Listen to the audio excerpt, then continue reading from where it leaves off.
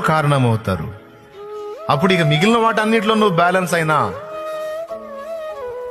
బంగారు పాత్రకు ఒక చిల్లు పడితే అందులో బంగారు పాత్ర అయినా సరే నీళ్లు నిలవనట్టు, చిల్లున్నది బంగారు పాత్ర అయినా సరే బంగారు పాత్ర నీళ్లు ఆగుతాయా? అది బంగారు పాత్ర అయినా సరే చిల్లుందంటే సొక్కొండవు.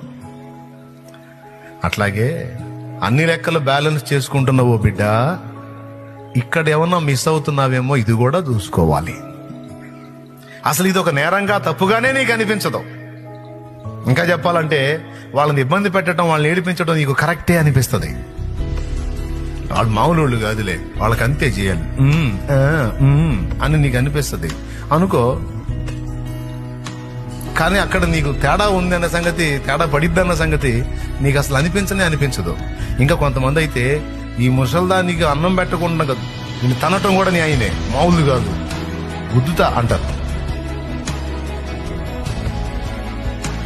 అవునా? అనేవాళ్ళు లేరా?